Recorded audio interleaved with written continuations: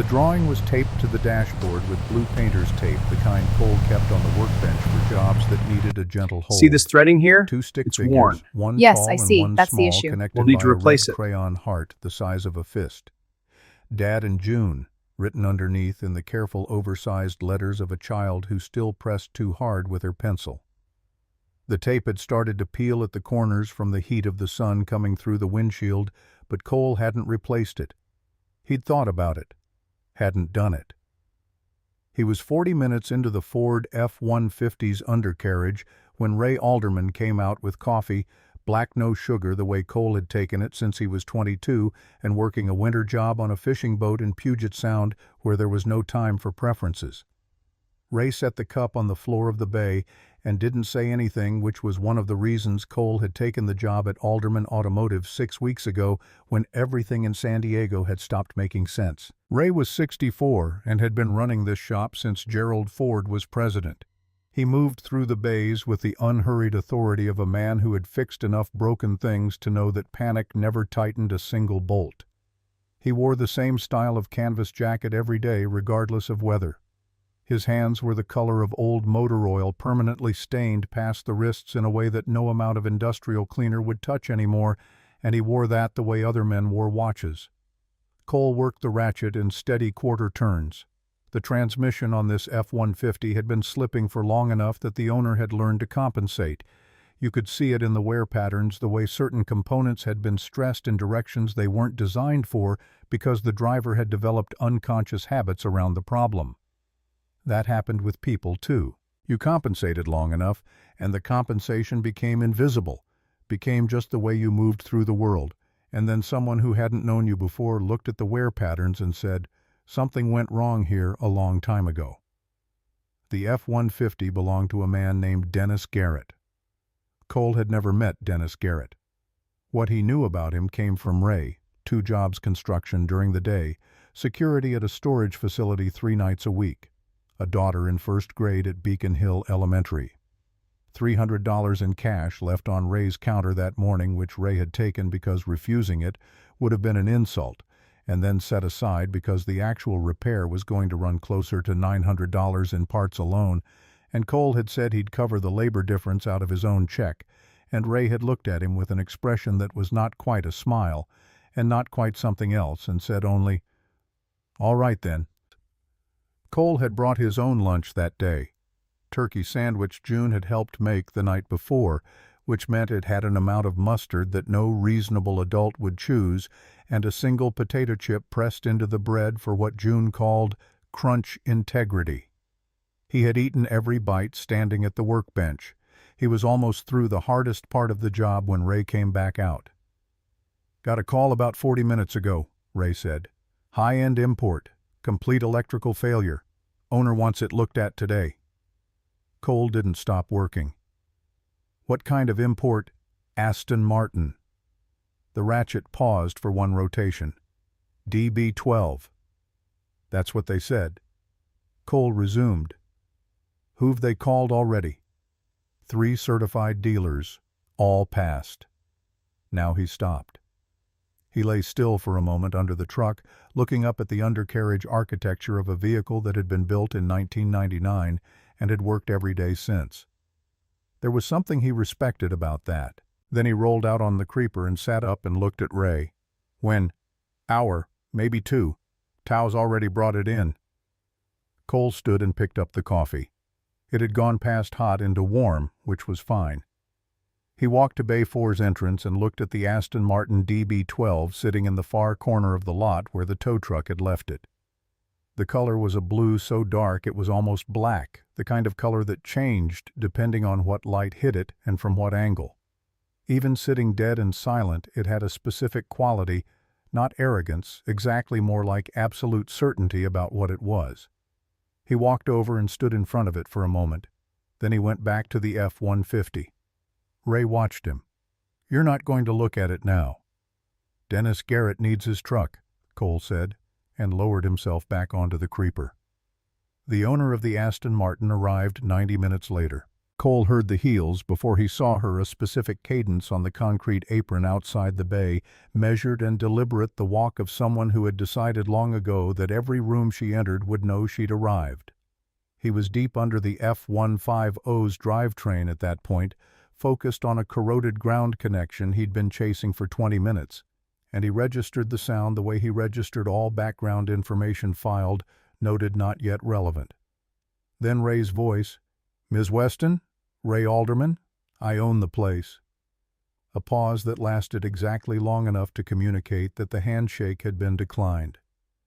"We've got your car in Bay 4. My guy's just finishing up on another vehicle and then—" "My car." The voice was precise, not loud. The kind of voice that didn't need volume because it had learned that volume was for people who weren't sure they'd be listened to. "Can it be fixed or not?" Cole kept working. The ground connection was almost there. "We're going to take a look and—" "I didn't ask about looking. I asked about fixing." Ray's voice carried 30 years of patience in it. "My guy is the best I've seen with complex electrical systems. If he can't find it, I'm not sure who can." "Then get him." Cole heard Ray's footsteps approaching the bay. He kept his eyes on the connection. Ray crouched at the edge of the creeper's reach. "Cole, owner's here." "Almost done." "Cole, give me 4 minutes." Ray straightened, and Cole could hear from the quality of the following silence that he had walked back toward the woman and was doing what Ray did best, simply being present without escalating anything, a skill that took decades to develop and that most people never managed. The 4 minutes passed. Cole sealed the ground connection, checked his work, then checked it again because he didn't check things once. He rolled out from under the F-150 and sat up on the creeper. She was standing at the entrance to the bay. 44 maybe, though she carried herself in a way that made age feel like a category that applied to other people. Dark slacks, a silk blouse, and charcoal gray heels that were practical enough for a woman who moved fast and expensive enough to announce she didn't have to think about practical. Her hair was dark and pulled back in something that looked effortless and had probably taken 10 minutes.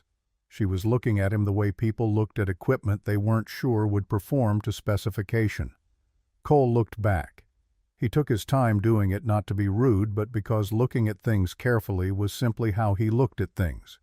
He saw the set of her jaw, not angry, not impatient, but absolutely certain that the world operated on her schedule. He saw the coat draped over one arm, the phone in her other hand with 3 different apps open on the screen. He saw that she hadn't touched the coffee Ray kept out for customers. He filed all of it. "You're Cole Merritt." She didn't make it a question so much as a confirmation of information she'd already processed. "I am. Ray says you're good with electrical systems on imports." "Ray says things." She didn't react to that. "Are you or aren't you?" Cole stood up from the creeper. He was taller than she'd expected. He could see that register in the way she recalibrated the slight adjustment of posture that people made unconsciously when the physical reality of a room shifted. He was lean in the way of someone whose muscle came from work rather than a gym, and he moved with the economical precision of a man who didn't waste motion because motion was a resource. "Depends on the system," he said. "Aston Martin DB12. Complete electrical failure. 3 certified Aston Martin technicians couldn't find the fault. Diagnostic computers pulled nothing actionable." Cole looked at her for another moment. Then he walked past her toward the DB12, and she had to either follow or stay behind, and she followed, which meant she'd already decided something without knowing she'd decided it. He stood in front of the car and looked at it the way he'd looked at it from across the lot, reading it, not admiring it. The DB12's electrical architecture was derived from the AM platform that Aston had spent 15 years refining, and it had inherited both the sophistication and the specific failure modes of that lineage. The integrated system managed power distribution across 17 separate subsystems through a central control unit that was elegant in design and deeply unforgiving of problems that developed at its interfaces. He didn't say any of that yet. He opened the driver's door and sat in the seat. The leather was perfect, the kind of perfect that meant this car had been meticulously maintained, which meant the failure wasn't from neglect. He pressed the start button. Nothing. The quality of the nothing was specific. Not the absence of a weak battery, not the hesitation of a bad connection, but a complete and total silence that suggested the problem was upstream of the starter entirely. He pressed the button again, listening to what the silence told him about where the power was and wasn't going. He closed his eyes. "What are you doing?" Her voice came from outside the open door, sharper now. "Listening." "To what? There's no sound." "That's the first thing it's told me." He kept his eyes closed. Every electrical system has a signature. The way it fails tells you what it was trying to do when it stopped. This one went quiet in a specific way. A pause. He could feel the quality of her standing there contained impatience, the kind a person developed when they had learned that expressing impatience directly was inefficient. 2 minutes. He sat with the silence of the car, building a picture from absence. Then he opened his eyes and got out. He walked around the car, slowly crouching to look at the underside, standing to look at the engine bay.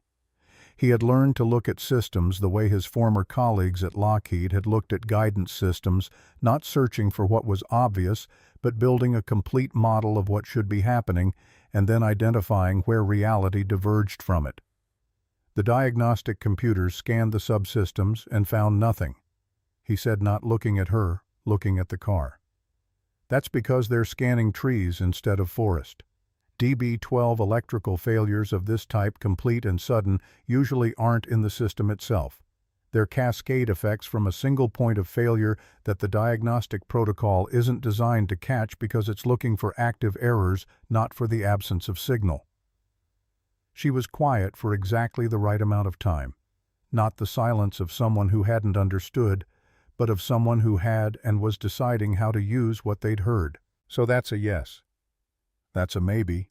It'll take time to trace properly. 2 days, possibly 3. I need it tomorrow." "Then you need someone willing to guess and swap components until something happens to work. That's not diagnosis. That's gambling." He turned and looked at her directly. "With this car, gambling means creating problems that are harder to find than the one you started with." She stepped closer. Not aggressive, but deliberate, the move of someone accustomed to using physical proximity as a negotiating tool. She was close enough that he could see the line where she'd been careful about her expression, and where the expression had gotten away from her slightly, a tightness at the corner of one eye that said, this car mattered in a way that went beyond the inconvenience of its failure. "Mr. Merritt, I have a dinner obligation tomorrow evening that I cannot miss. I will arrive in my own vehicle. You are going to fix this car by tomorrow evening. You are going to fix it correctly." She held his gaze. "If you can't, then we're both wasting each other's time." Cole looked at her for a long moment. Then, "I'll try. No guarantees. Maybe I find the fault in 6 hours. Maybe I don't find it tonight. Maybe I find it and the part I need isn't available until next week. Those are the real variables. And your price if you do fix it. I have a condition." He said it the way he said most things, without announcement, as a simple statement of fact. "If I fix this car, actually fix it, not patch it, you do one thing I ask. I'll tell you what it is when the car is running." She went very still. It was the stillness of someone who had built a professional life on the principle that conditions were things she set, not accepted. That's not how negotiations work. It is when one of us needs something. The stillness held for 11 seconds. Cole counted them by breathing the way he'd learned to count when he needed to wait without watching. Then she said, "Fine, fix the car." He nodded once. "I'll need access to start now." "You have it." She walked toward the waiting room without looking back, which told him that she'd made the calculation and committed to it, and didn't revisit committed calculations. He watched her go for exactly as long as it took to confirm she wasn't going to turn around, and then he turned back to the DB-12. Ray had appeared at the edge of the bay. He had the expression of a man watching weather he couldn't control and had decided to find interesting. "I'll need the advanced diagnostic rig," Cole said. And I'll need quiet." "Shop's yours," Ray said. Cole spent the first 40 minutes building the model. This was the part that other mechanics skipped because it looked like nothing, standing, looking, making notes on a pad, in a handwriting that only he could read occasionally, opening a panel and shining a light in, and then closing it again without touching anything. He was constructing a map of what the car's electrical system should look like at full function, component by component, so that when he started looking for the deviation, he would know immediately when he found it. Through the window of the waiting room he could see her working. She'd been on the phone within 30 seconds of sitting down, and the calls hadn't stopped. He could see the subtle shifts of her posture, that different calls produced the set of her shoulders. When she was receiving information she didn't like, the particular stillness that meant she was making a decision she had committed to. She was running it from a plastic chair in a mechanic's waiting room without any apparent adjustment to her process. He found that specific fact more interesting than most of what he'd observed about her so far. He went to work on the diagnostic rig. The first pass confirmed what the certified technicians had found: nothing obvious, no active fault codes that pointed to a clear component failure. This was expected. What he was looking for wasn't in the codes. He began tracing the power distribution manually, checking voltage at each subsystem interface in sequence, building a picture of where the power was arriving correctly and where it dropped off.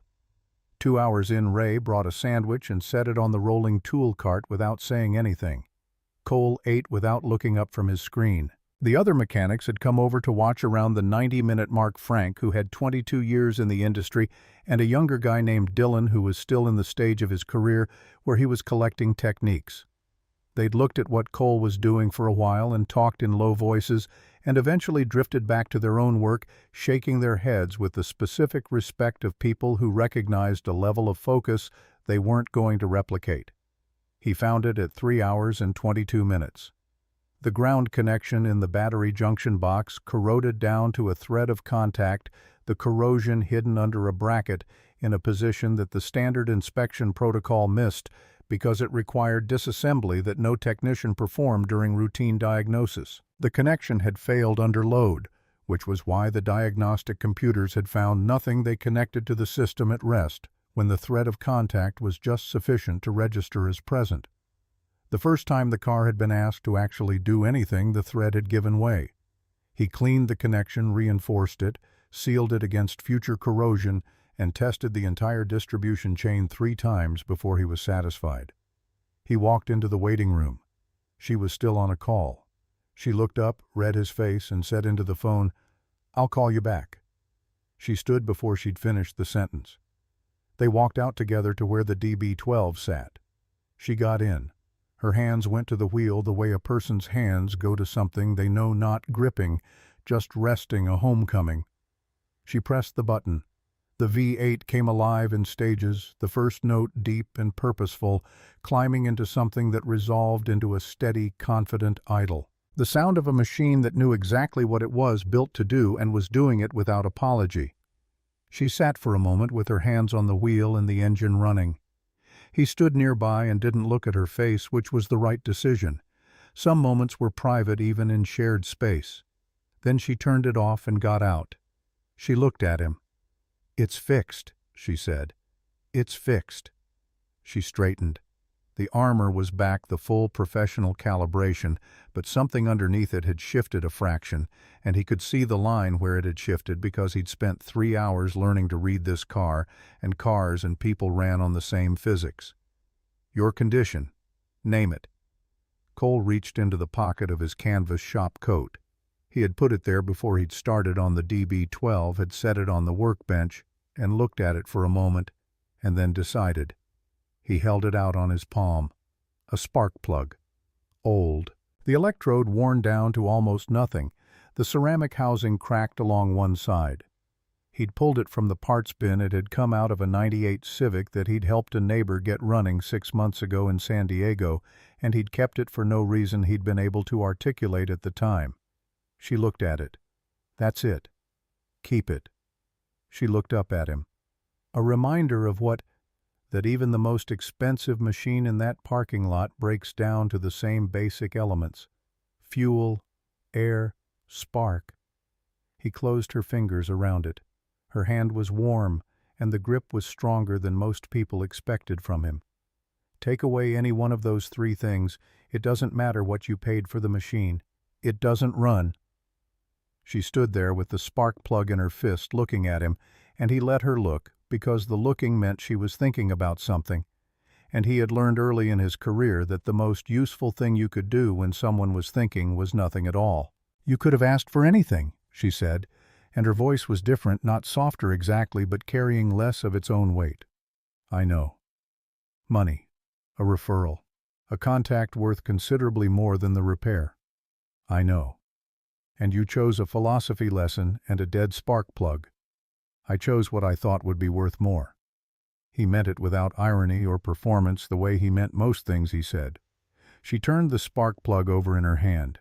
She was a person who thought with her whole body. He could see it in the small movements, the way information processed through her physically. "How much for the repair? Ray's rate, parts and labor. Ask him." "What I'm prepared to pay is considerably more than Ray's rate." "Then donate the difference." He paused. "Or don't. It's your money." She looked at him for another long moment. Then she pulled out her phone. He watched her navigate to a payment app and make a transfer. She turned the phone toward him briefly, not to show him the amount, but to show him that she'd made it to Ray's account. Then she put the phone away. "The man with the truck," he said. "Anonymous donor through the shop." She slipped the phone into her coat pocket. "Consider it tuition." He almost smiled. Almost. "I'll tell Ray." She moved toward her car, then stopped. She turned back. There was something she wanted to say. He could see her deciding whether to say it and then deciding. "Next time someone kicks your equipment to get your attention, Mr. Merritt," she said, "say something. Not everyone who does it has a reason worth ignoring." She got into the DB-12, and it started on the first touch, and she drove out into the Seattle evening without looking back. Ray came and stood beside Cole in the empty bay, watching the tail lights disappear. The bay smelled of motor oil and cleaner, and the specific metallic warmth of a worked-on engine, which was the smell Cole associated with clarity. "Spark plug," Ray said. "Spark plug. You had 3 hours with that car. She's worth what Forbes says she's worth, and you asked for a spark plug." Cole picked up his coffee cup, cold now, long cold. "She needed it more than she needed anything I could have asked for." Ray considered this with the patience of a man who had learned not to rush his conclusions. She transferred $8,000 to the shop account. Cole looked at him. $600 for the repair. Rest, she said, was for the other truck. Ray's voice was level. "Anonymous." Cole was quiet for a moment. He looked at the space where the DB-12 had been. "Finish Dennis Garrett's truck tonight," he said. "I'll help you." They went back to work. He drove home at 11:17, the Honda Civic's odometer at 168,000 miles, the heater running slightly warmer than the dial indicated because the thermostat had been sticking for 3 weeks, and he kept meaning to fix it and kept not finding the time. June's booster seat was in the back. The straps adjusted to exactly where they needed to be, a purple crayon tucked into the cup holder on the right side, because June maintained that her ideas came fastest in cars. The house was a rental on the south end of Beacon Hill, 2 bedrooms, 1 bathroom, a kitchen that had been updated sometime during the previous decade and not since. The carpet in the hallway needed replacing. The screen on the back door didn't close all the way. He'd asked about both things when he'd signed the lease, and the landlord had said he'd look into it, which was the last either topic had been mentioned. Cole moved through the front door without turning on the main light. There was a lamp on in the living room. He always left it on, and its light came down the hallway in a way that let him navigate without waking June. He had made this trip enough times to know the exact placement of his feet to avoid the 2 boards that creaked. Her door had a star-shaped nightlight plugged into the baseboard purple, one of the cheaper ones from the pharmacy that had turned out to last longer than the expensive models. He pushed her door open 2 inches and looked in. June was on her side facing the door. Sergeant, a black and white stuffed bear she'd named for reasons she'd explained once and that Cole had not fully followed, was tucked under her chin, and 1 foot was hanging off the edge of the mattress at the ankle the way she'd slept since she was 4 years old. The cardiac monitor on her nightstand showed a rhythm that was steady and familiar, the small numbers that Cole had learned to read the way other parents learn to read their children's expressions. He stood in the 2 inches of doorway and counted her breaths. He did this every night. He had done it every night for 3 years, since the first time the hospital had sent him home and told him to watch for specific signs, and he had stood in exactly this position and counted, and then done it again because once had not seemed like enough. On her desk, the small white one they'd bought second-hand and painted together on a Saturday afternoon June, supervising the paint selection with the gravity of a project manager, there was a composition notebook with a cover she'd decorated with stickers. Written across the top in her careful, oversized hand, "The best things in the world. Official list." He had never opened it. He knew his name was in it somewhere. That was enough. He pulled her door back to its open position and went to his own room and sat on the edge of the bed in the dark for a while, the spark plug still in his coat pocket because he'd forgotten to take it out. He took it out now and set it on the nightstand. Tomorrow he would tell Ray about the retirement conversation. Ray had mentioned it once casually, the way people mention things they're thinking about seriously by making them sound like idle speculation. The shop, 30 years of it, the particular culture Ray had built in this bay, and that parking lot, and that waiting room with its plastic chairs.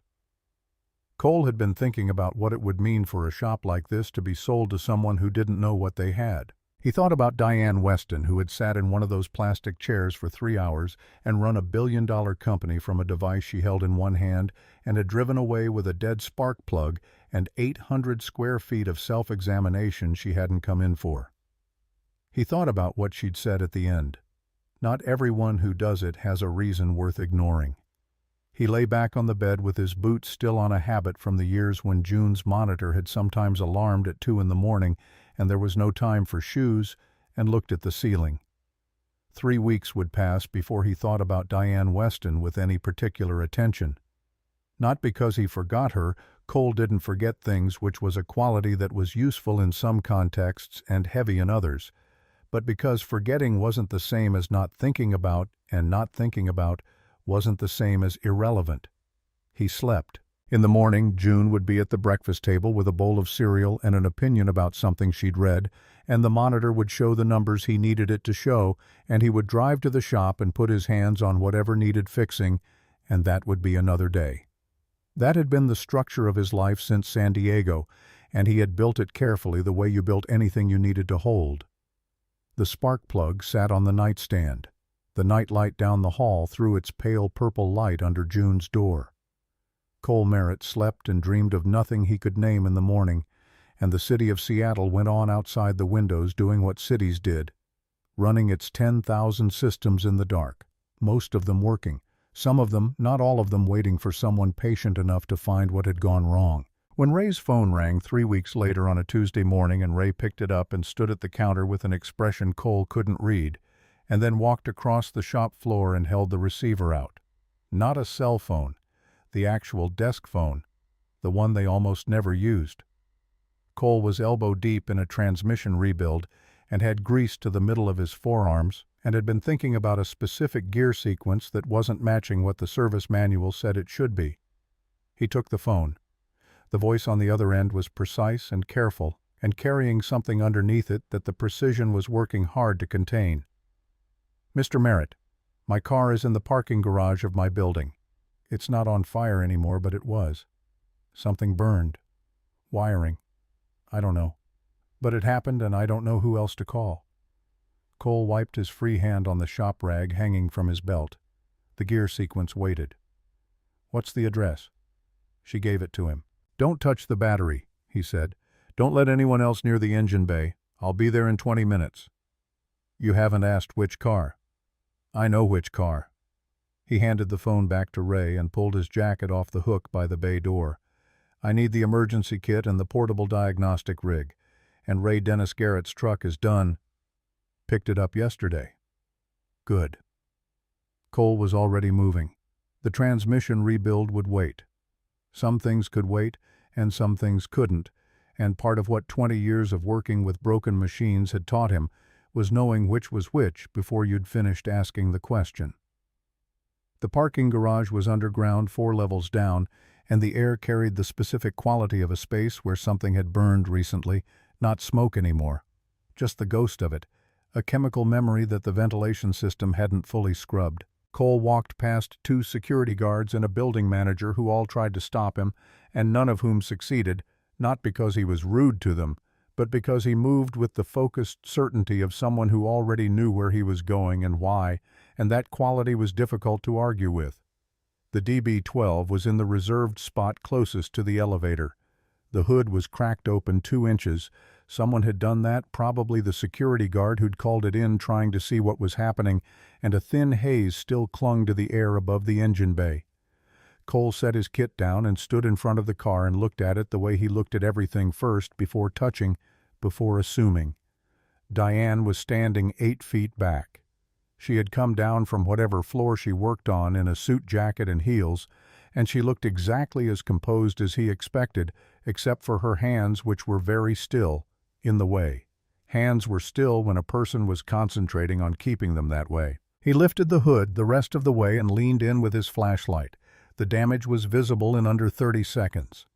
2 wires, separate systems, separate harnesses, routed to completely different parts of the vehicle were touching. Not touching the way wires touched from vibration or wear, not touching from a manufacturing defect that had taken years to express itself. The insulation on both had been removed, cleanly, and the bare copper had been twisted together with a precision that took either training or practice. He took photographs before he touched anything. Close-ups, multiple angles, the kind of documentation he'd learned to make at Lockheed, when the stakes of getting the record wrong were measured in program delays and congressional inquiries. Then he looked at the wires for another full minute. Diane had moved closer while he worked. She was at his shoulder now, not crowding, just present. "Tell me." "These 2 wires are from different systems, climate control and the headlight circuit. They should never be in the same physical space. They're routed separately, insulated, separately managed by completely different fusing." He kept his voice level.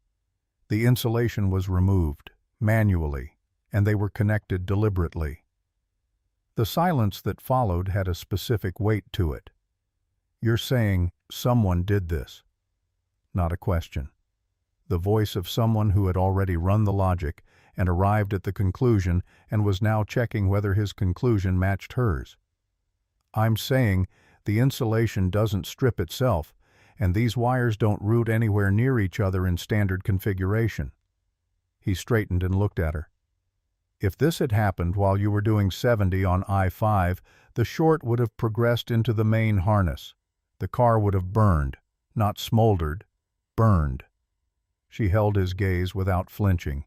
He'd expected that. What he hadn't expected was the quality of the stillness that came over her.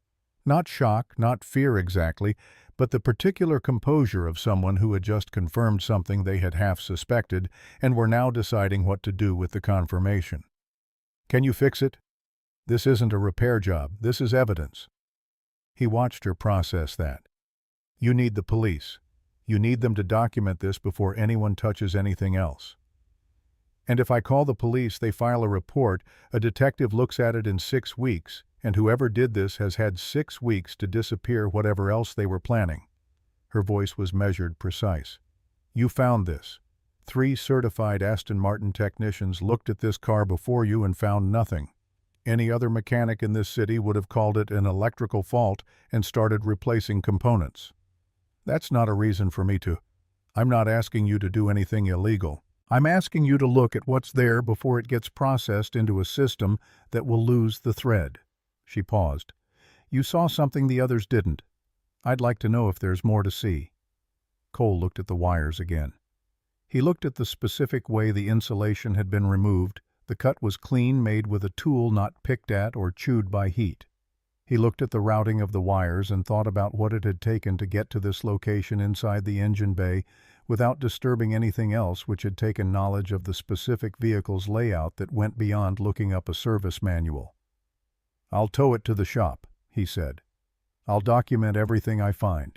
And then you're calling Detective Moss." He'd looked up Carla Moss 2 weeks ago for an unrelated reason, a customer who'd had a vehicle vandalized, and she was the kind of cop who understood evidence chains. Agreed. Agreed. And Diane. He waited until she looked directly at him. Don't drive anything on a predictable schedule. Don't use the same route twice. Whoever did this knew your car, knew your garage, knew your space. They've been watching how you move. Something moved behind her eyes, not fear, but the cold recognition of what fear pointed toward. I can take care of myself. I know you think that. I'm saying it anyway. She took his number not from her phone. She'd had it since the first repair. She pulled a card from her jacket pocket with his number already on it, which meant she'd been carrying it. He didn't comment on that. He called the tow and waited with the car while she went back upstairs to cancel whatever the rest of her day had held. He drove back to the shop behind the flatbed and worked through the afternoon with the systematic patience that was the closest thing he had to a personality trait. By 7 in the evening he had confirmed the physical sabotage and documented it in photographs and written notes. By 9 he had found something else. The DB-12's onboard systems included a connected services module standard on the model, integrated with the vehicle's navigation diagnostics and entertainment architecture.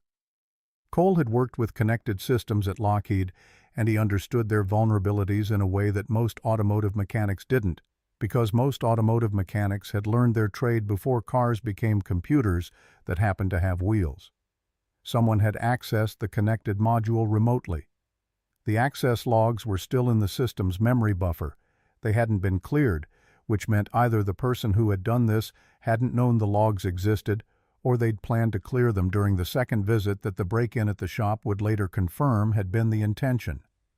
The access was systematic GPS tracking location history, driving patterns, schedule inference from repeated routes. Weeks of it, maybe more. Cole sat back from the screen and looked at the data, and felt something he rarely felt in this work. The specific discomfort of finding something that changed the category of the problem. This wasn't a grudge.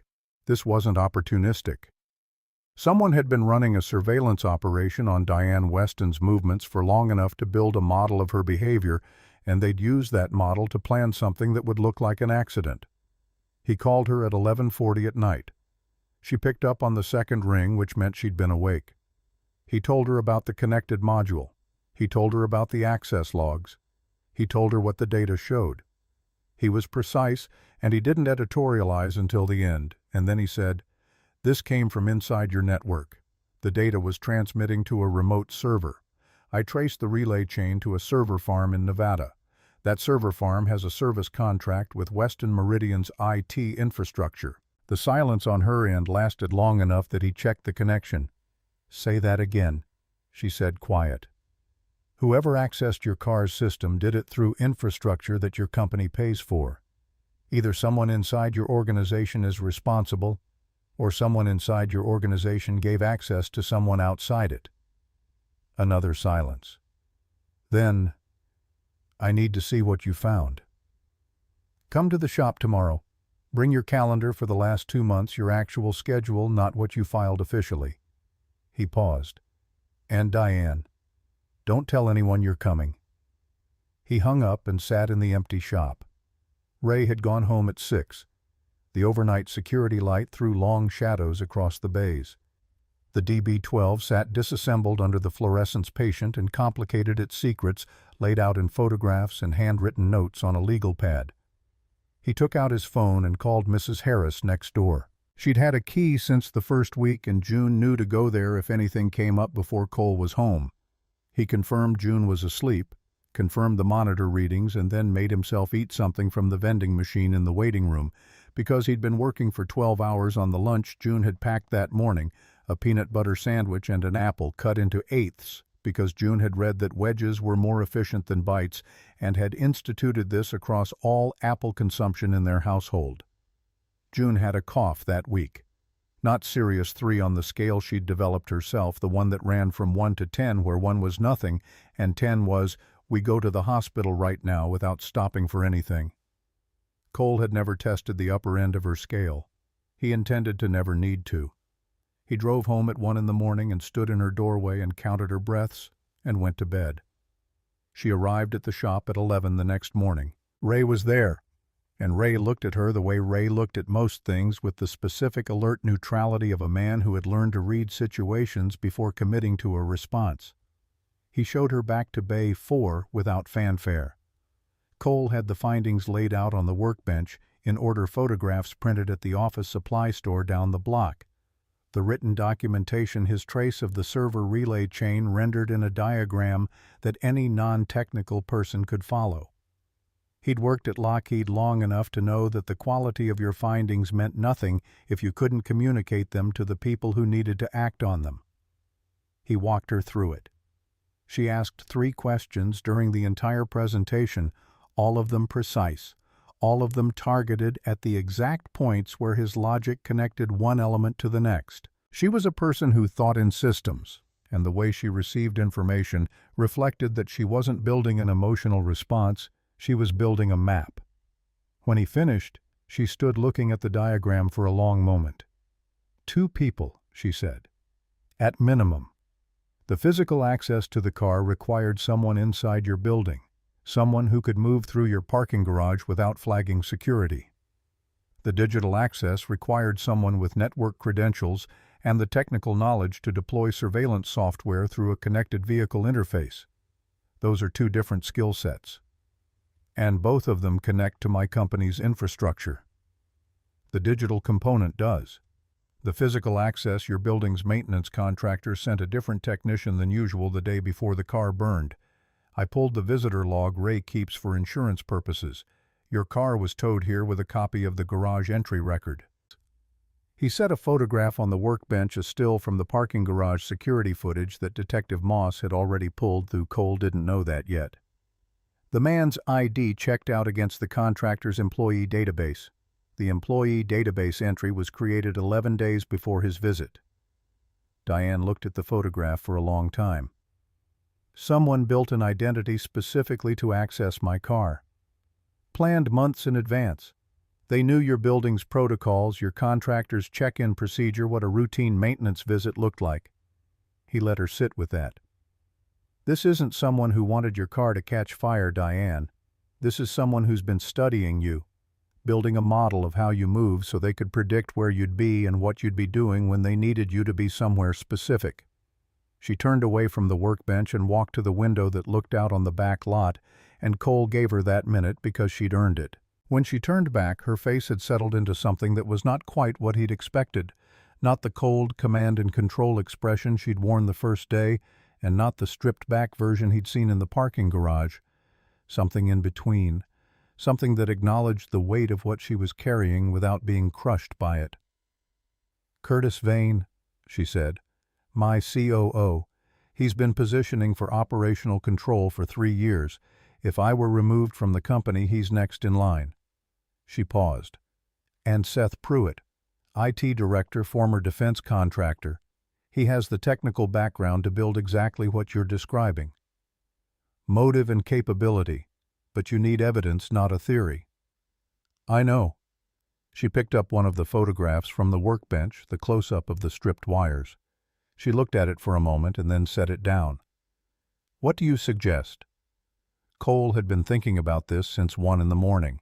He'd worked problems like this before, not criminal problems, but complex systems failures where the cause was embedded in the structure in a way that direct investigation would miss or disturb.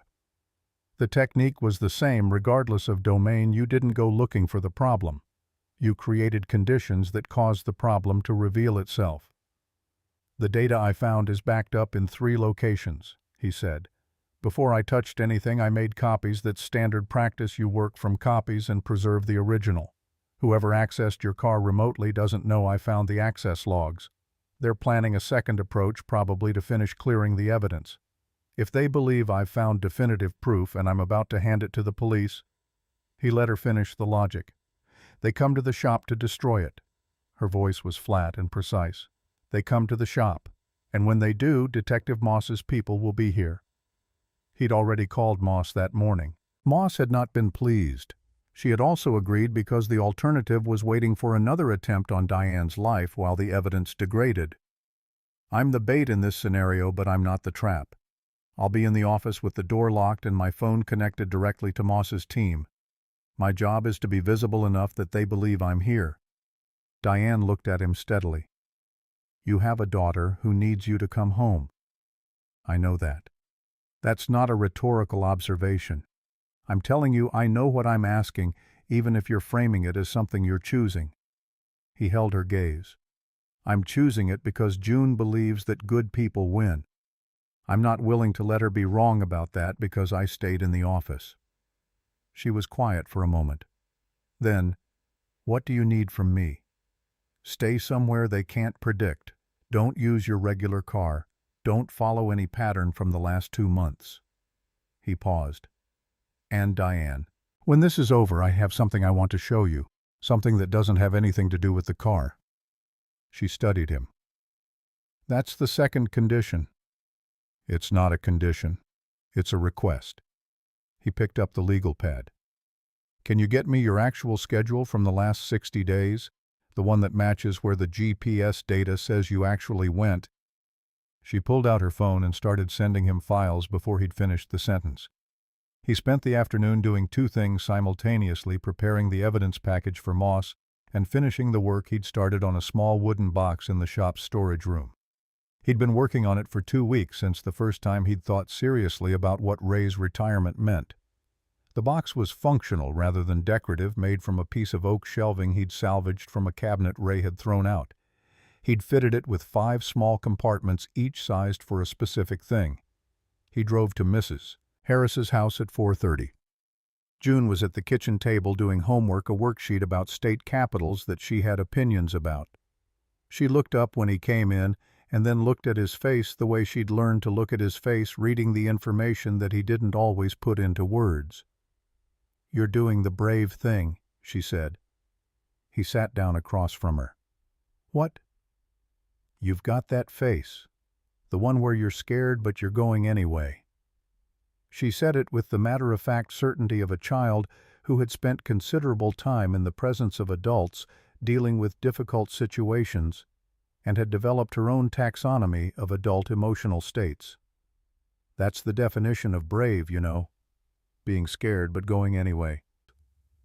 He looked at his daughter, the slight pallor that was so familiar he sometimes forgot other children didn't have it, the dark eyes that were entirely her own, the bear tucked between her hip and the chair, with the comfortable ease of long companionship, and felt the specific weight of being responsible for a person who was worth more than everything else he could name. "I need you to stay here tonight," he said. "Mrs. Harris has already said it's fine." "I know." She turned back to her worksheet. "Iowa. Des Moines." She wrote it carefully. "Bo." He had picked up Vietnamese for Dad from a neighbor in San Diego. June had heard it once and adopted it immediately because she explained it sounded like what the word should sound like. He had not told her that it was actually Vietnamese, and she had not asked, and it had simply become what she called him, another small piece of the private language of their 2-person household. "Yeah, bae." "Be careful with her." She didn't look up from the worksheet. "She doesn't have a list yet. The good things list. I can tell." She wrote Montana, and then crossed it out and wrote Helena. "If something happens to you, she won't have anyone to teach her how to make one." Cole sat with that for a moment. Then he reached across and hooked his pinky finger around hers. She looked up. "Home before you wake up," he said. "Pinky promise." She shook her finger once the formal ratification. "Pinky promise." He walked back to the shop in the early dark. The neighborhood was doing its evening things, a couple walking a retriever, a man pulling a garbage can to the curb, 2 kids on bikes cutting through the parking lot of a closed hardware store. The ordinary mechanics of ordinary lives running on their own schedules, their own small systems of obligation and routine. Moss's team was already in place when he arrived. He walked through without looking at the 2 officers in civilian clothes and went to the office and sat in the dark with his laptop showing the camera feeds. 8 cameras audio on all of them, and a direct line to Moss's earpiece that he'd test every 30 minutes until something happened, or it didn't. He sat there for 2 hours and 40 minutes. At 8:17, the rear door's electronic lock disengaged with a click that the audio picked up clearly. Cole's hand went to his phone. The figure moved through the back of the shop without hesitation, No searching, no adjustment period, straight to the DB-12. The camera angle and the available light were enough. Seth Pruitt connected a laptop to the car's diagnostic port and began working with the focused urgency of a man who knew exactly what he needed to delete and how long he had to do it. Cole keyed the connection to Moss. One subject. Pruitt, working on the car. Moss's voice came back quiet. Copy, hold position, hold.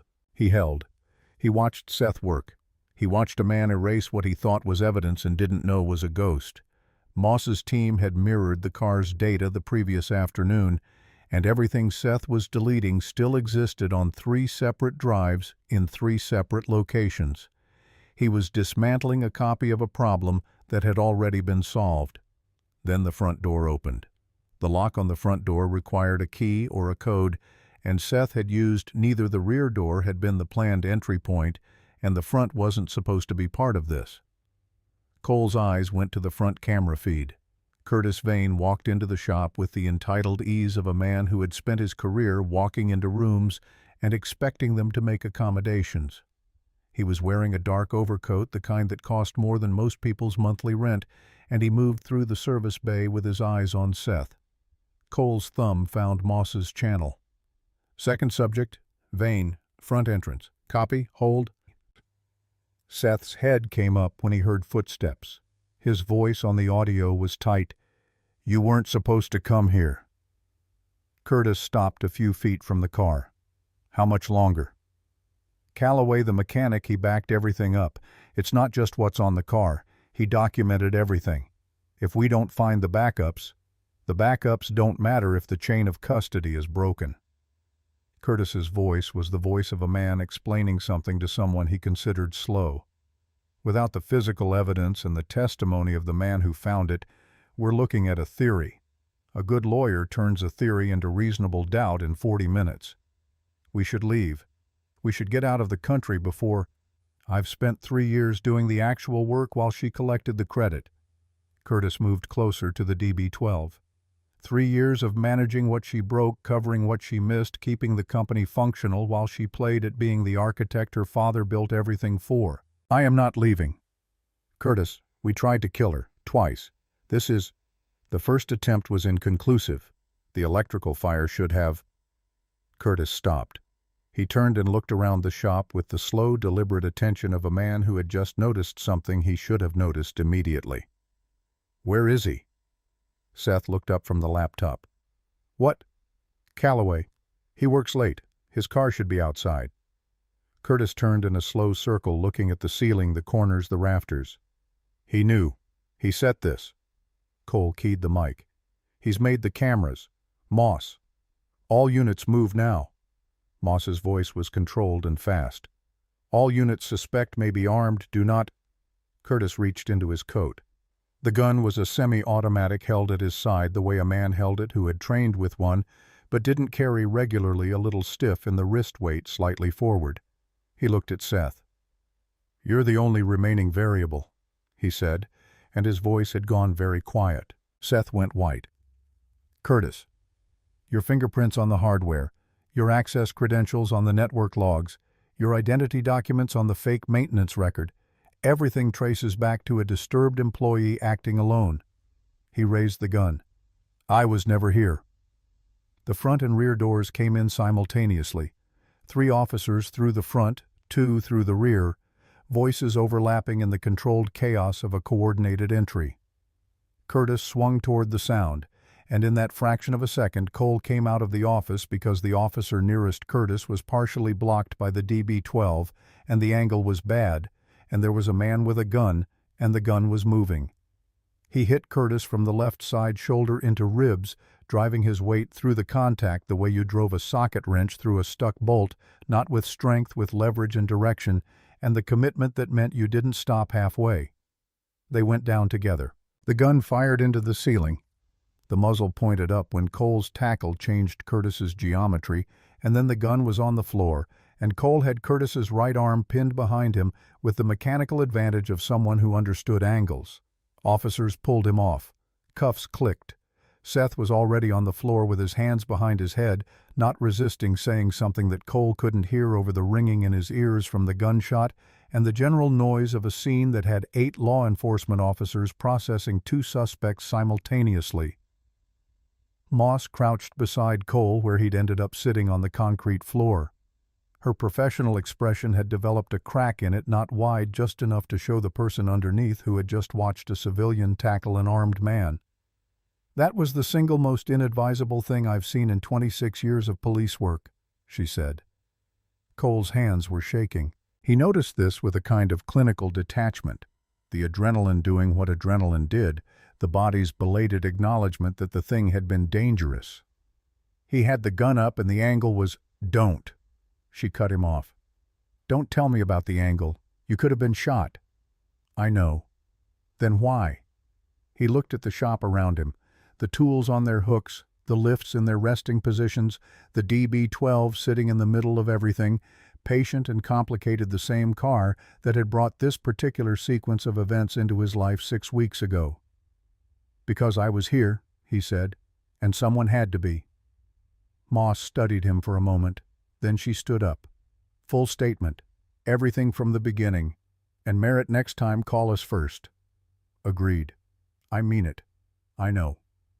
He pulled out his phone. His hands were steadier now. He found Diane's name and pressed call. She picked up before the first ring had finished, which meant she'd been sitting somewhere with the phone in her hand. "It's over," he said. "Both of them. Curtis had a gun. Moss's team has them both. It's done." The exhale on her end was long and ragged, the sound of a person releasing pressure they'd been holding for longer than the current crisis weeks of it, maybe months. The accumulated weight of knowing something was wrong without being able to name it. And then the sound that came after was something he hadn't been prepared for, though perhaps he should have been. She was crying, not carefully, not the controlled private tears of a person managing their emotional response. The broken open crying of someone who had kept everything together through a period of sustained threat and was now finally in the privacy of a phone call at 9:30 at night being allowed to fall apart. Cole sat on the floor of his shop with his back against the DB-12's front wheel and held the phone to his ear and didn't say anything. He had learned somewhere in the years since Sarah died that there were moments when presence was the only thing you had to offer, and that offering it meant simply being there without filling the space with words. When she could speak, she said, "You're all right. I'm all right. He had a gun, and you... I'm all right." He said it again, not dismissing what she'd said, but answering the actual question underneath it. "Diane, come to the shop. Not now. Wait until Moss clears it. I'll text you. But come tonight if you can. There's something I want to give you." A pause. Then quietly, "What?" "You'll see." He gave his statement to Moss, which took 40 minutes and covered everything from the first day Diane had walked into the shop, to the relay chain on the server farm in Nevada, to the access logs on the connected module. Moss's people collected the cameras and the audio equipment and walked the scene and processed the gun and arrested Curtis Vane and Seth Pruitt in separate vehicles, which Cole noted with a specific satisfaction they would have the night to think about what the other one was saying. When the last officer left, Cole was alone in the shop. He swept the floor because a shell casing from the gunshot had skipped under the tool cart and he found it while sweeping. He put his tools back in their places because that was how you closed a job. He checked the cameras that were now gone and the space where they'd been, and then he checked the DB-12, which had been untouched in the middle of everything patient, untroubled the way expensive things were untroubled by the drama of the people around them. His phone showed a text from Mrs. Harris June, sleeping sound. "Sergeant on duty." He texted back, "Home soon. Tell her Beau kept the pinky promise." Then he texted Diane clear, "Come when you're ready." He sat down on the rolling stool in the middle of Bay 4 and let the shaking finish. It didn't take long. He had done the thing, and the thing was done, and the rest was paperwork and consequence and whatever came after. He thought about June's worksheet on state capitals: Iowa Des Moines, Montana Helena. the composed certainty of a child who understood that knowing the right answers was worth the effort of getting them right. He thought about what she'd said. She doesn't have a list yet. The wooden box was in the storage room. He went and got it. She arrived 20 minutes after his text. The Mercedes loaner pulled into the lot and she got out and stood for a moment in the night air, and Cole watched her from the bay door and thought about the first time she'd walked across this parking lot, the precise heels, the armor of absolute certainty, and how different the same distance looked when a person was walking it without that particular weight. She was in dark slacks and a cashmere sweater, hair loose, and she'd either been home briefly or kept a change of clothes at the office, and he didn't ask which. She walked into the shop and stopped just inside the bay door and looked at the space, the floor where the shell casing had been, the equipment back on its hooks, the DB-12 sitting in the center of everything under the fluorescence. Then she looked at him. Cole was sitting on the rolling stool with the wooden box on the workbench beside him. He'd changed his shirt, which was the most he'd been able to manage. The shaking had fully stopped. He was tired in the way of someone who had spent the last several hours at a level of focus that the body charged interest on afterward. She crossed the shop floor and put her arms around him. Not the careful, calibrated contact of a professional interaction or even a polished social moment. She held on with the full weight of someone who had been holding herself together at a remove from the actual danger, and was only now in this space allowing the remove to collapse. Her face pressed into his shoulder, and she gripped the back of his jacket with both hands, and he felt the controlled shudder that moved through her, the body's accounting of what the mind had been refusing to fully process for weeks. He stood and put his arms around her and said nothing. The shop was quiet, except for the hum of the overhead lights and the distant sound of the street 2 blocks over.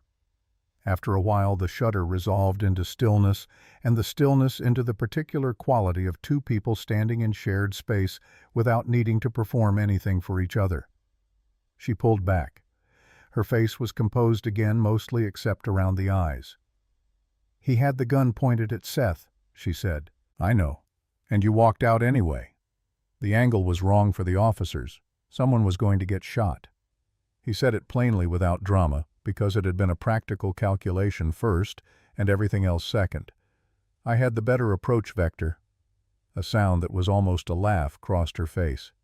"You tackled an armed man, and your explanation is approach vector. I used to design guidance systems. I think in trajectories." She stood there looking at him with an expression he didn't entirely have a name for, something between exhausted and specific, the look of someone who had just understood something they'd been circling for a while. Then she turned and looked at the workbench where the box sat. "You said you had something." He picked up the box and held it out. She took it. It was lighter than she'd expected. He could see that register in her hands. She lifted the lid. He had spent 2 weeks building the 5 compartments to specific dimensions, each one fitted to what it would hold. The oak was rough at the edges in a way that was honest rather than careless. He'd sanded it enough to not catch skin, left the rest because over-finishing a thing sometimes removed what made it worth finishing. She looked at the first compartment without touching anything. The original spark plug, the one from the parts bin in San Diego, the one he'd pressed into her hand after the first repair. It was sitting in a small piece of folded chamois leather. "You kept it," she said. "You left it in the car. June found it when I was checking the engine the second time. She asked what it was. I told her it was an important reminder." He paused. She said important reminders should be stored more carefully. Diane touched the chamois leather but didn't pick up the plug. She moved to the second compartment. The photograph. June at the kitchen table, gap-toothed grin. Sargent held up toward the camera with both arms in the manner of a person presenting evidence. It had been taken 3 weeks ago on a Tuesday morning when June had decided that Sargent deserved documentation. Cole had taken 7 pictures, and June had approved this one based on criteria that she'd explained at length and that he'd mostly followed. Diane picked it up and looked at it for a long moment. "She's been worried about you," Cole said. "Since I told her you were the person whose car I fixed with the special problem. She wanted you to have something that would make you feel like someone was on your side." Diane set the photograph down with the care people used for things they intended to keep. Third compartment, the small notebook. Composition paper covers taped because June had covered them in stickers, and the stickers had started peeling at the edges, and she'd taped over them to preserve the arrangement. On the front, in her oversized handwriting, Diane's good things list, official. Inside the pages were blank except for June's inscription on the first page, "This is yours to fill." I filled mine, and it helped. June, age 8. Diane read the inscription and didn't say anything for a moment. She made me a list. She made you the container. She said the list had to be yours or it wouldn't work right. Cole watched her hold the notebook. She also said 3 items isn't enough. You need at least 20 to have one that functions properly in difficult circumstances. Her words. How many does she have? 87 last time she told me. She adds to it when something qualifies. 4th compartment, the key. Brass, old-fashioned, the kind that fit a deadbolt rather than an electronic lock. Diane picked it up and looked at it and then looked at him. Ray is retiring next year, Cole said. He told me 2 months ago in the way that people tell you things they've already decided but want to say out loud to make sure they still believe them. He wants to sell the shop to someone who understands what it is. He paused. He offered it to me. I can't buy it alone, not at the price that would be fair to him for 30 years of building something from nothing. She was looking at the key, and he could see her processing it the way she processed everything following the implications in sequence. I'm not asking for an investor, he said. I'm asking for a partner. Someone who knows how to build something and how to protect it, and how to make the thing that was already good into the thing it could be. A shop that fixes cars, yes, but also a place where people who've been broken down get the same attention as their vehicles. Training programs. Subsidized work for families who can't afford dealership rates. A second-chance shop, people starting over who need a vehicle that runs and can't afford the gap between what they have and what they need. He had thought about how to say this for 2 weeks and had decided in the end just to say it plainly because plain was the only register he fully trusted. I've spent 15 years running a company that consumed everything I brought to it, Diane said slowly. Why would you want that in your shop? Because I've watched you for 2 months. I've watched you sit in a plastic chair for 3 hours and run your business without missing a decision. I've watched you transfer money anonymously to a man whose name you didn't know because you understood what the money would mean to him. I've watched you accept that someone was trying to kill you and respond to that information by thinking through the problem systematically instead of panicking. He picked up the key and turned it over in his hand. The woman who kicked my creeper that first day, I don't think that's who you actually are. I think that's who you'd been for so long you'd forgotten you'd chosen it. She was quiet. Outside, a car passed on the street, its headlights briefly crossing the high windows of the shop. You're not the glacier, he said. You're just someone who built one because it seemed like the safest material. That's not the same thing. She reached out and took the key from his hand. 5th compartment, the gear ring. Tiny cogs salvaged from a clock mechanism he'd found in the parts bin 3 weeks ago, welded together into a circle with the shop's micro-welder, a sapphire blue stone he'd found in a craft store set into the center with jeweler's epoxy. The stone was the color of the DB12's paint. He'd noticed that color the first day and had not thought consciously about it until he was standing in the craft store holding it under the fluorescent light and understanding why he'd stopped. She picked it up and held it in her palm. The ring was small enough to fit on a chain or a finger, and she was working out which he intended, and then she looked at him and he said, "The broken pieces made into something else, the damaged thing that still works, that works better actually because of what it's been through." He held her gaze. "I've been thinking about what you said the first night, about how some people deserve to keep their privacy. I thought about that a lot.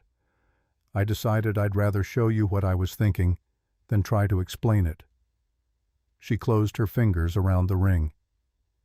"I don't know how to be someone's partner," she said, and her voice was honest in a way that he recognized as costing something. "In business or otherwise. I know how to be responsible for things. I know how to manage and protect and build, but sharing decisions, trusting someone else's judgment when it conflicts with mine, I don't have a good history there." "Neither do I." He looked at her steadily. "Sarah, my wife, she was the person who translated the world for me. The human parts I missed because I was always looking at systems.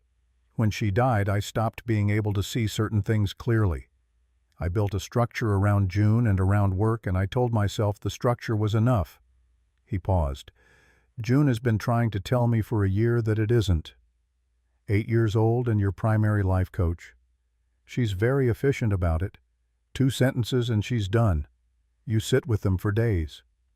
Diane looked down at the gear ring. "Is this a business proposition?" "It's both things," he said. "And I'm aware that saying that at 11 at night in a mechanic's shop after a man fired a gun at my ceiling is not the conventional setting for either." "No." The corner of her mouth moved. "It isn't. I also measured your hand while you were asleep on the office couch 2 weeks ago when we were working late on the financial projections. The ring is the right size. I want you to know that I know that's an unusual thing to have done." She looked at him. Then she laughed, real and unguarded, the sound of someone who had not expected to be laughing and found the surprise of it welcome. "That's," she started, and then stopped, and then, "You measured my hand. I'm an engineer. I work from specifications." She slipped the gear ring onto the 4th finger of her right hand. It fit exactly because of course it did, and she looked at it for a moment and then looked at him, and there was something in her face that was not quite any of the things she'd shown him before. Not the CEO composure or the careful openness of the past 2 months, but something underneath both of those, something that lived in the part of her that had said, "I don't know how to be someone's partner," and had said it out loud anyway. He kissed her, quiet and unhurried, the way he did things that mattered, giving the moment the full weight of his attention. She kissed him back, and it was different from what he'd expected in the way that real things were always different from their anticipations, more grounded, more present. 2 people who had been through something real and were standing in the reality of it together. When they separated, she rested her hand against his chest for a moment. "Your daughter is going to be insufferable about this," she said. "She already has theories. She's been developing them for 3 weeks." "Of course she has." Diane picked up the photograph again, June with Sargent gap-toothed and certain. "She told me I needed a list, the first time I met her. She tells everyone. She has strong opinions about people who don't have lists. I started one that night." Diane looked at the photograph. "In the hotel. I had the notebook I carry for work and I wrote in the back of it. I got to 11 things before I stopped." "What was number 1? She looked at him. "The way it felt when the engine started. Not because of the car, because you'd said it would and it did. Because someone had looked at something that was completely broken and found the exact thing that was wrong and fixed it and handed it back." She paused. "I hadn't had that experience with anything in a long time. Probably not since my father." Cole was quiet for a moment. "What's 11? The way June said official list, like there was another kind." He picked up the wooden box from the workbench and held it out. She took it and held it against her chest the way people held things they intended to carry with them. They left the shop together and he locked the bay and they stood in the parking lot in the specific quality of silence that a city had at midnight, not quiet but distant, the noise of the world at a remove that made the immediate space feel private. "The partnership," she said. "I want to do it. The shop, the programs, all of it." She looked at the building. Ray's sign, 30 years of it, the lettering that had been repainted twice and was due for a 3rd time. "I want to build something that matters, instead of something that wins. Those aren't mutually exclusive. I know, but I've only ever known how to aim at one of them." She looked at him. "I'm going to need someone to teach me the other." "I know a 3rd-grade teacher with strong opinions about the methodology," he said. She drove back to her hotel and Cole drove home, and the city lay between them doing what cities did at midnight, running its systems, most of them working, all of them indifferent to the specific human weight they were carrying. He stood in June's doorway and listened to her breathe. The monitor showed its numbers. Bin Thung, normal. He thought about what normal meant, not the absence of everything difficult, but the presence of enough to keep moving. The trial began 11 weeks after the arrests. Seth Pruitt had signed a cooperation agreement within 48 hours of his arrest, trading a full accounting for a reduced charge and a sentence that would put him out before he was 50. The account he gave was comprehensive and documented. Curtis Vane had approached him 14 months before the first sabotage attempt, leveraging a discrepancy in Seth's network access logs that Curtis had no legitimate reason to know about. The leverage had been implicit at first, a conversation about how certain irregularities could be overlooked if Seth was willing to be useful. By the time Seth understood what useful meant, the frame had been built around him, and walking away would have cost him more than complying. Curtis's attorney tried 3 different approaches to reasonable doubt, all of them requiring the jury to disbelieve the camera footage, the audio recording of Curtis's confession, the server log analysis, and the physical evidence from the car. The jury deliberated for 4 hours. Cole and Diane sat in the 4th row on the prosecution's side. Ray was there in the canvas jacket he wore regardless of weather, because Ray had decided that what happened in his shop was his business even after it moved to a courtroom. Mrs. Harris was there too, because June had explained the situation to her in considerable detail, and Mrs. Harris had formed opinions. June was not there because June had been clear that she didn't need to see the bad man to believe the good people had won, which Cole thought was one of the more efficient pieces of reasoning he'd heard in his 48 years. The verdict came at 3:17 in the afternoon. Guilty on all counts.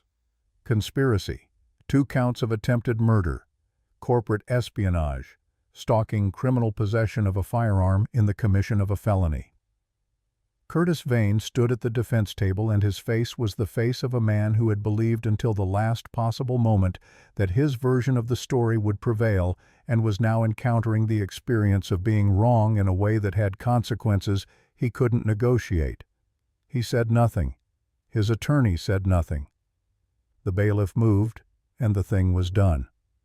Outside the courthouse, the afternoon light came through the Seattle cloud cover in the diffuse silver-gray way that Seattle light came in October, softening everything it touched. Diane had testified for 4 hours over 2 days, and she looked exactly the way Cole had expected she'd look when it was over. Not triumphant, not relieved in any simple sense, but finished. The word, a project used when it had run its full length, and the accounting was complete. She stood on the courthouse steps and put her face up to the gray light for a moment with her eyes closed the way a person stood when they needed air that wasn't climate-controlled.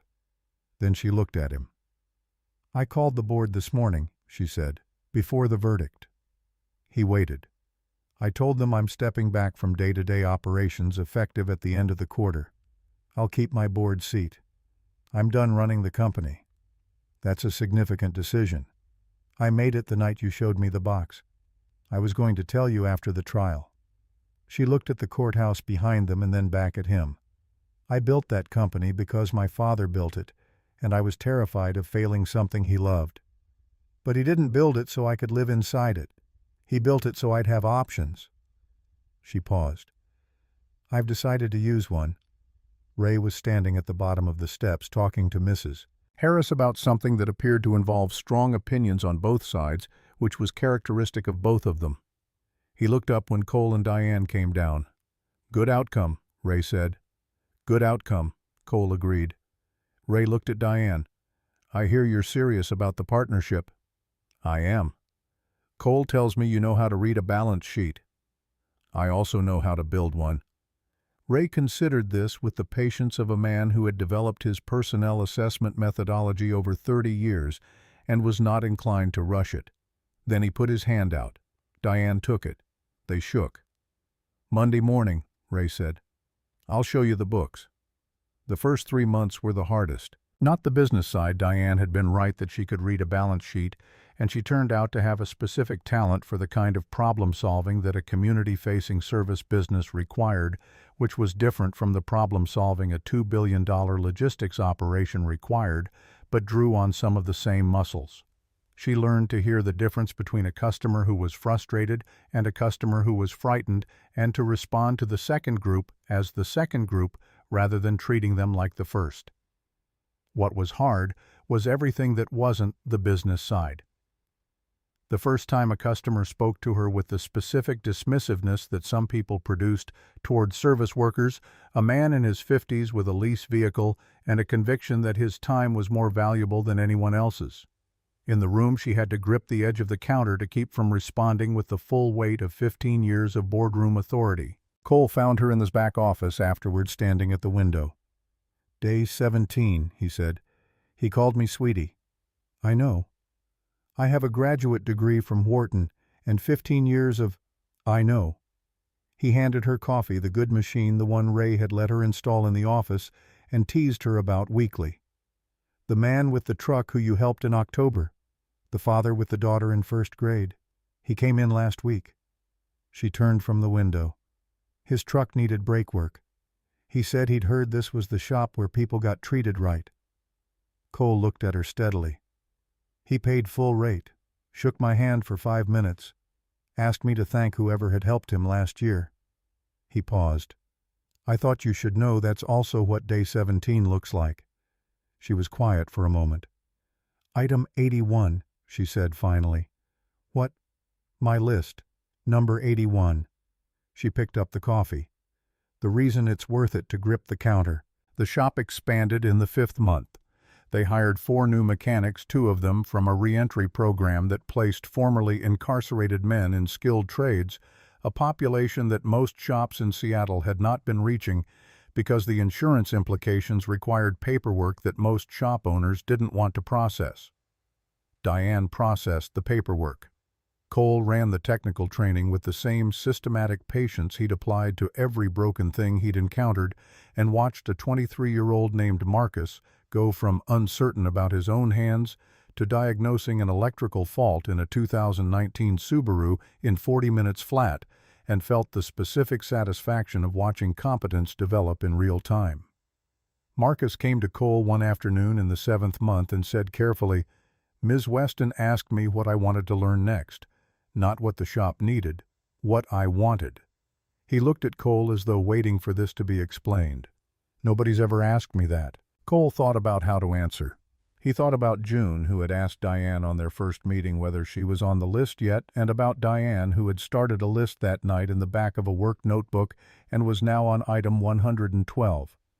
He thought about how the simplest questions were sometimes the ones that required the most to be in place before they could be asked. "She means it," Cole said. "Tell her what you want to learn."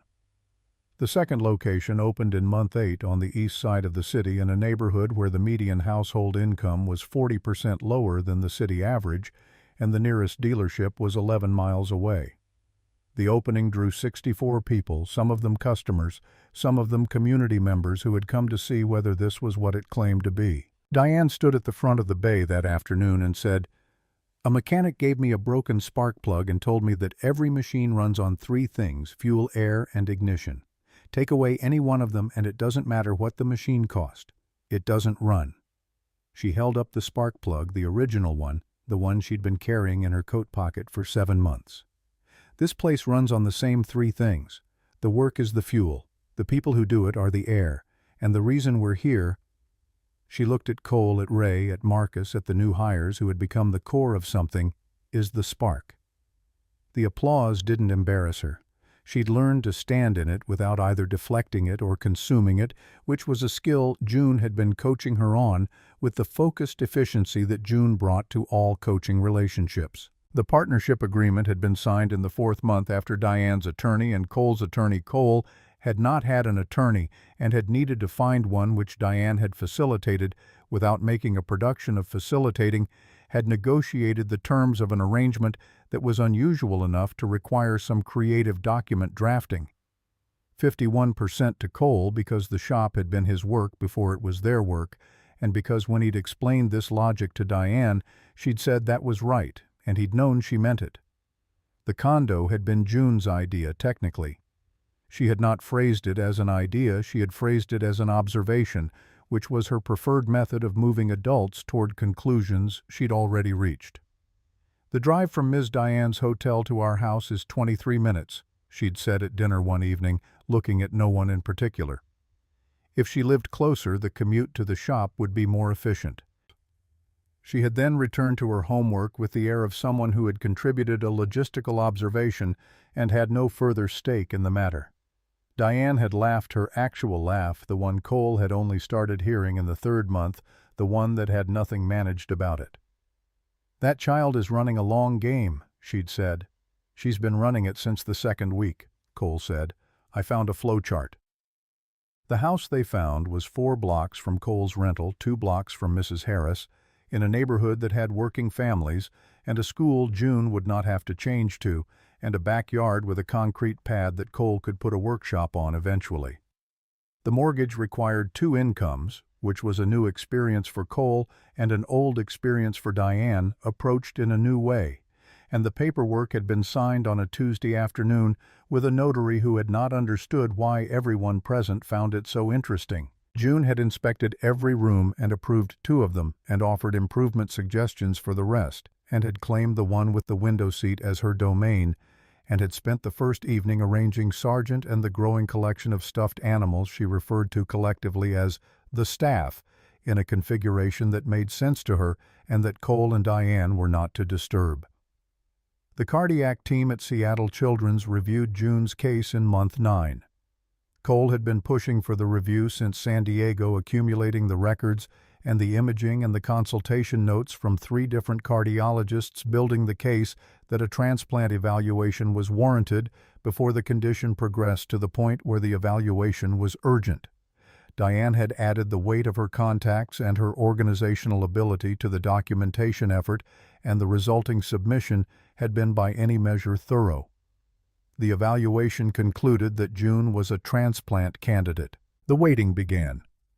Cole had known this was what the evaluation would find, and he had known that waiting was what followed evaluation, and he had known both things intellectually for long enough that he had thought he was prepared for them.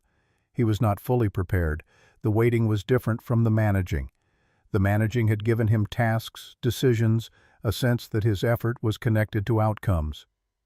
The waiting gave him none of those things. It gave him the monitor's numbers each morning and the knowledge that somewhere in the country there was a heart that would one day be the right match, and that between now and then there was nothing to do but keep June's world as whole as he could. Diane understood this without being told. She had watched him process the evaluation results in the car on the way home from the hospital, and she had not tried to fix it or reframe it or offer the kind of reassurance that required the thing to be smaller than it was.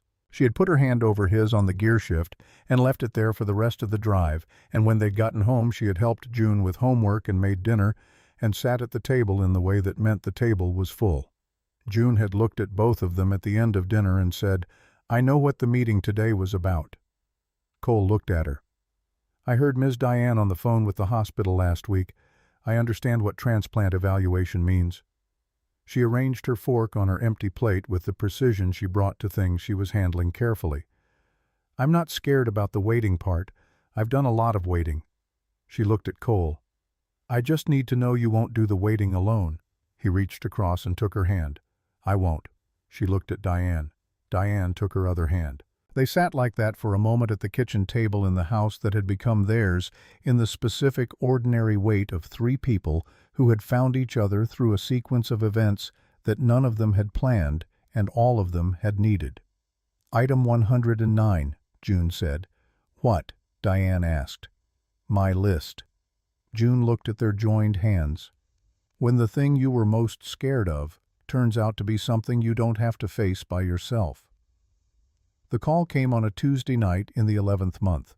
Cole was at the shop finishing a late job, a transmission rebuild that had taken longer than expected, which transmission rebuilds usually did. His phone showed the hospital's number and he answered it, and the words that came through the line were the words he had been waiting 11 months and 3 years, and all the years before that for. And he sat down on the concrete floor because the alternative was falling, and he called Diane's number and said only her name, and she said she was already getting her keys. She was at the hospital in 11 minutes. He was in the surgical waiting corridor on the floor with his back against the wall because the chairs had seemed insufficient, and she sat down next to him on the floor and took his hand, and they waited. 7 hours and 40 minutes.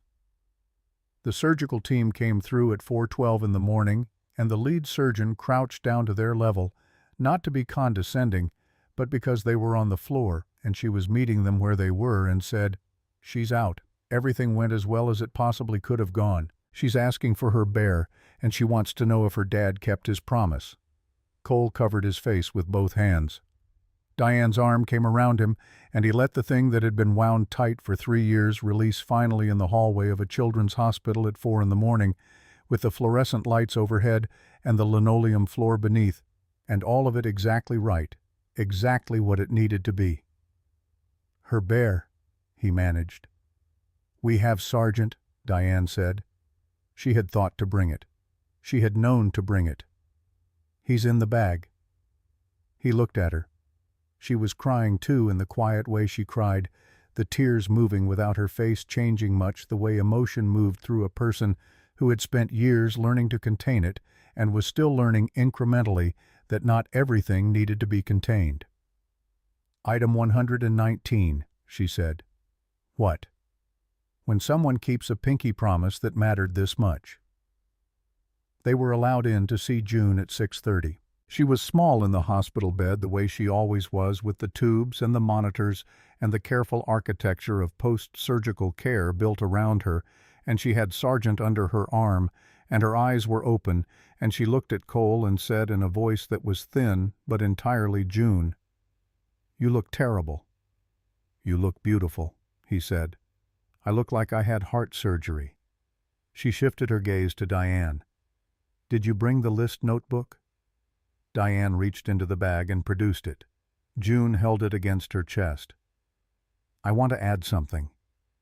Right now. I've been thinking about it for 7 hours, apparently." She looked at them both, the specific look, the one that was entirely her own, that had been reading adult faces since before she could name what she was reading. Item 110. When you wake up and the people you love are still there. The shop opened on a Thursday morning, 8 weeks later. The second location fully staffed the training program at capacity.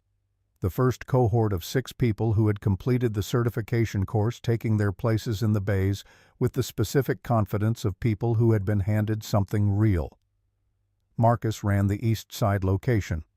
Cole ran the original. Diane ran both, and the nonprofit arm and the domestic violence partnership that provided emergency vehicle repair to women who needed their cars to be somewhere else before they could be somewhere safe, a program that had helped 19 families in its first 4 months and that Diane had built with the same systematic ferocity she had once aimed at acquisitions. Ray came in on opening day and stood in the bay for a while without saying anything. He watched Marcus walk a new tech through a diagnostic sequence with the patience of someone who had been taught well and was now passing it on. He watched Cole explain to a customer in terms the customer could follow exactly what was wrong with their vehicle and why the repair would cost what it would cost and what it would mean for the car's longevity. He watched Diane at the counter handling 2 things at once and doing both of them correctly. Then he found Cole in the bay and said, "Your dad would have liked this." Cole's father had been a machinist in Tacoma for 31 years. He'd died when Cole was 26, before Lockheed, before San Diego, before any of the things that had shaped the version of Cole that existed now. Cole had thought about his father less often in the last year than in any year since his death. Not because the loss had diminished, but because some of the space the loss had occupied had been filled with something that wasn't replacement, but was continuation. The same values, the same orientation toward careful work and honest dealing, expressed now in a context his father would have recognized. "Yeah," Cole said. He would have. That evening after the shop closed, the 3 of them walked to the restaurant 2 blocks from the house, the one June had selected because it had the best pie in the neighborhood, a determination she had made through systematic testing over 6 weeks. June walked between them, one hand in Cole's and one in Diane's, which was the arrangement she had established in the 3rd month and which no one had seen any reason to change. She had been back to full activity for 4 weeks. The cardiologist said the new heart was performing as well as they could have hoped. Her color was different, more present, more settled, like a plant that had been moved to better light. She still had Sargent. She had added 3 new members to the staff in the hospital, gifts from various people who had learned about the surgery, and she had integrated them into the existing hierarchy with minimal disruption. She had also added 23 items to her good things list during the recovery period, which she informed them put her at 133, a number she considered significant. At dinner, she ordered the chicken and ate it with the focused efficiency of a person whose appetite had returned fully, and she told them about a book she was reading about marine ecosystems, which was her current area of interest, and about a conversation she'd had at school about the difference between bravery and fearlessness, which she had opinions about. "Fearlessness is just not understanding the situation," she said. "Bravery is understanding it completely and going anyway." She ate a bite of pie. "I think a lot of people confuse them." Diane looked at Cole. Cole looked at Diane.